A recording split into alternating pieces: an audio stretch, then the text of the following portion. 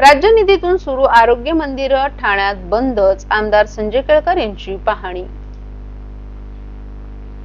ठाण्यातील नागरिकांच्या आरोग्य सुविधांसाठी राज्य शासनाच्या निधीतून सुरू करण्यात आलेली आरोग्य मंदिर ही योजना प्रत्यक्षात किती कार्यक्षम आहे याचा पर्दाफाश आमदार संजय केळकर यांनी केलाय। ठाणे महानगरपालिकेने आपला दवाखाना योजना बंद केल्यानंतर नव्याने 43 आरोग्य मंदिरं सुरू केल्याची माहिती पालिका आयुक्त सौरभ राव यांनी दिली होती। मात्र आमदार संजय केळकर यांनी प्रत्यक्ष पाहणी केली असता वास्तव समोर आले।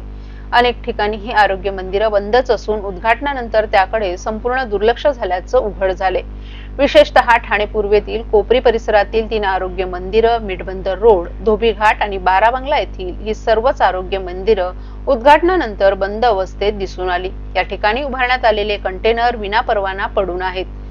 उद्घाटनाची फीत अजूनही लोंबकाळते, तर आजूबाजूला अस्वच्छता, चिखल आणि कचऱ्याचा साठाही दिसून आला। या दृश्यांनी ठाणेकरांच्या अपेक्षांना धक्का बसला असून केळकर यांनी थेट महापालिका प्रशासनावर आणि संबंधित ठेकेदारावर बोगस कारभाराचा आरोप केलाय। दरम्यान या घडामोडींवर शिवसेनेच्या माजी नगरसेविका मालती पाटील यांनी केळकर यांच्या आरोपांना तीव्र प्रत्युत्तर दिले। त्या आरोग्य मंदिरांचं केवळ भूमिपूजन झाल्याचं त्यांनी सांगितलं। उद्घाटन अद्याप बाकी आहे, त्यामुळे मंदिरं बंद असल्याचा आरोप चुकीचा आहे। त्यांनी आमदार केळकर यांना आपल्या मतदारसंघातील कामांवर लक्ष केंद्रित करण्याचाही सल्ला दिलाय। याचबरोबर त्या भागातील शिवसेनेचे पदाधिकारी नागरिकांनी ही प्रतिक्रिया देत सांगितलं की उपमुख्यमंत्री एकनाथ शिंदे आणि खासदार नरेश म्हस्के यांच्या प्रयत्नांमुळे ठाण्यात मोठ्या प्रमाणावर विकास कामं आणि निधी मिळतोय। विकास थांबला नाही, लवकरच आरोग्य मंदिरांचं उद्घाटन होईल असंही त्यांनी स्पष्ट केले।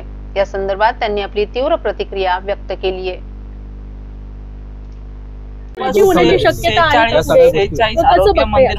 बरोबर बोललात तुम्ही, कारण का मला असं वाटतंय की त्याच्या पाठी देखील चांगला हेतू होता। आता त्याच्या पाठी तुम्ही असा चांगला हेतू करा की जे साहेबांनी आरोग्य केंद्र आहे तर गंगूबाई हॉस्पिटल चालू केलेलं आहे, छत्रपती शिवाजी महाराज रुग्णालयात जास्त सुविधा पुरवलेल्या आहेत, मराठा सिव्हिल हॉस्पिटलमध्ये जास्त बेड वाढवून तिथे जास्त सुविधा दिली असेल, म्हणून हा हेतू का कोण विचारात आणत नाहीत। जी विकास कामामध्ये जी हॉस्पिटल कामात जी हॉस्पिटलमध्ये जिथे कमी बेड होते तिथे जास्त बेड झालेले आहेत। मला वाटतं छत्रपती शिवाजी मध्ये देखील वाढवलेले आहेत। मला वाटतं लक्ष्मीचंद फतेचंद मध्ये पण ज्या गोष्टी नव्हत्या त्या गोष्टी आता तिथे चालू केलेल्या आहेत। यामुळे देखील मला असं वाटतं कमी होत असतील तर त्याचा विचार तुम्ही का नाही करत। एका साईडला फक्त कमी झालेलं तुम्हाला दिसतंय, पण एका साईडला विकास झालेला का दिसत नाही। आज मी मला असं वाटतं आठवड्याला 2-3 हॉस्पिटलमध्ये ऑपरेशनसाठी, मग गंगूबाई हॉस्पिटल असू दे, सिव्हिल हॉस्पिटल असू दे, छत्रपती शिवाजी महाराज रुग्णालय असू दे, त्या शेठ लक्ष्मीचंद फतेचंद हॉस्पिटल असू दे, मला वाटतं अशा ठिकाणी बरेच पेशंट जात आहेत आणि बऱ्याच जणांचा उपचार होतोय।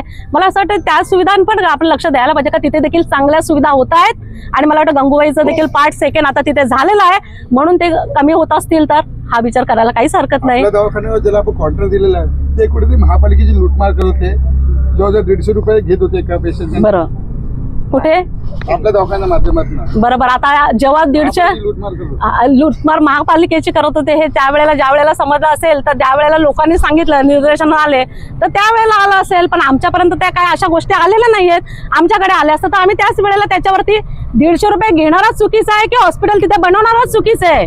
जर त्या माणसाची परिस्थिती तशी असेल तिथे ठेवलेल्या तर आपण त्याला दोष द्यायला पाहिजे, आपण हॉस्पिटल बांधलेल्या व्यक्तीला दोष द्यायला पाहिजे नाही। हे आपण सगळ्यांनी शिकायला पाहिजे त्याच्यात।